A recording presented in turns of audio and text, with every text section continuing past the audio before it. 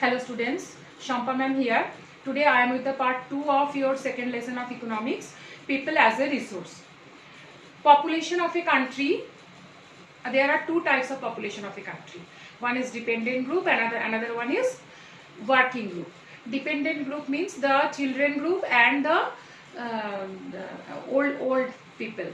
Those who are depending on the working group. Working group means they are the youth group of the society, those who are actually productive, they are working and they are enhancing the national economy. Okay, so in here we are discussing about the quality of population, how is the quality of population is being increased. There are two important indicators to increase the quality of population. One is education, another one is health. Education increases the literacy rate and health increases the life expectancy, and by this way people can work more and more better. The healthy people can work more for long time and more efficiently than the unhealthy people. So here I want to discuss about the Japan, the country Japan. Students, Japan, you see, it is totally surrounded by Pacific Ocean from all the sides. It is an island country and it is very much disaster prone. There is no natural resource at all. Every day the earthquake is occurring there and they are being too much disturbed. No natural resource, they have to import each and every natural resource for continuing their life. But still, the most amazing fact is Japan is one of the leading country of the world, one of the most important developed countries of the world. How it is possible? It is possible because they enhance on the human resource. They focus too much on to develop the human resource by giving very good education from the beginning of their life, by increasing the literacy rate, proper skill and training, and by taking proper health care. Okay, from the beginning of their life, and by this way, by enhancing the human resource only without being any natural resource, Japan is one of the leading country of the world, developed countries of the world. Okay, so quality of population decides the growth of the country.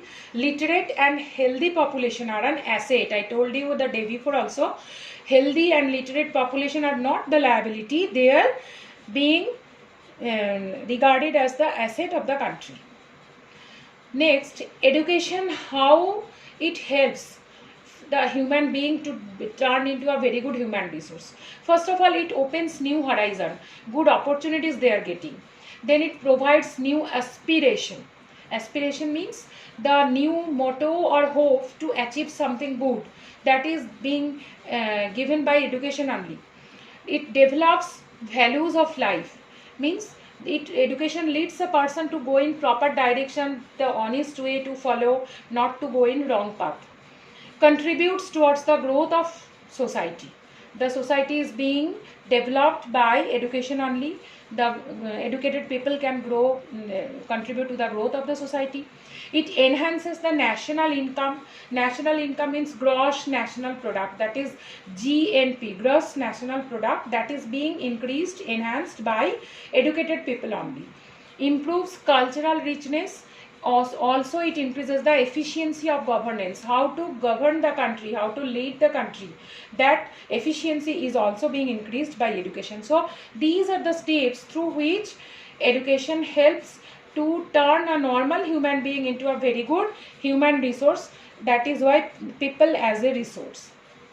Steps to increase literacy rate. Literacy rate is the first step to improve the education level. Literate people means, for a country, the 7 years of age, if a child after 7 years of age can read and write at least in one language, maybe it is a mother tongue, and can count the normal numericals, then he or she is being considered as the literate. And to increase the literacy rate, the government has taken lots of steps because it is very important for the growth of the country. Special emphasis on girls, as gender discrimination is there. Then Navodaya Vidyalayas, district wise. Development of vocational streams. Vocational streams means according to choose the particular occupation according to the interest or the skill of the student. The vocational streams are being developed. plan outlay of education has increased. That means in education level more and more money is being granted to improve it. National Education Policy, NEP, it is being said. Every year it is being undertaken by the government. And what is the National Education Policy, latest National Education Policy? Let us discuss about that. First one is Sarva Shiksha Abhiyan. That means SSA, it is being said in short, education for all. What is the main purpose or motto of that? To achieve the goal of universalization of elementary education. Means elementary education means primary education should be universalized. Each and every child should get that. The 6 to 14 years of age, each and every child should go to school, and that is the significant step to increase the literacy rate. And it is an initiative taken by the central government, by the state government, as well as by the local government. It is the combined effort of all these central, state and local government. Sarva Shiksha Abhiyan. And you know, mid-day meal scheme also being undertaken by to improve this literacy rate, because mid-day meal scheme, one side it improves the health condition, nutrition level of the poor students, as well as for getting the food they are coming to the school, that enrollment, the attendance is also being increased, and that helps to increase the literacy rate. In both the way it is helping.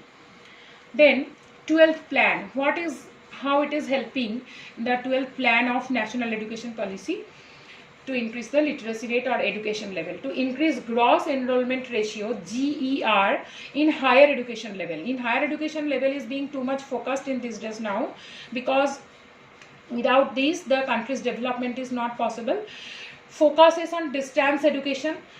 Distance education is very important also, because whenever the child is the student in higher level after certain age, sometimes for the village students, those who are brilliant and want to study, they are not able to go to the far away distant universities or colleges. It is possible by improvement of IT, in information technology, to get the distance education.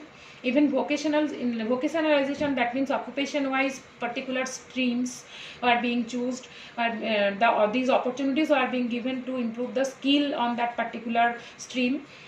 And networking on the use of IT overall to reach the target of 30% of GER by 2020-21. 30% of GER means 30% of gross enrollment ratio is being focused to achieve the goal of higher education. In higher education previously it was only 20 to 25% students were going, gross enrollment ratio was that.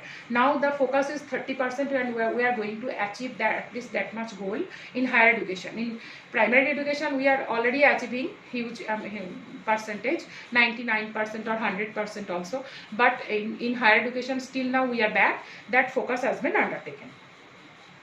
So students, this much for today. Revise the topics, the National Education Policy, that Sarva Shiksha Abhiyan, even the quality of population, how it is being increased, and what is the importance of education, how it helps a particular human being to turn into a very good human resource. All these I discussed today. Revise it, and I will come tomorrow, next day, with the another topics. Thank you.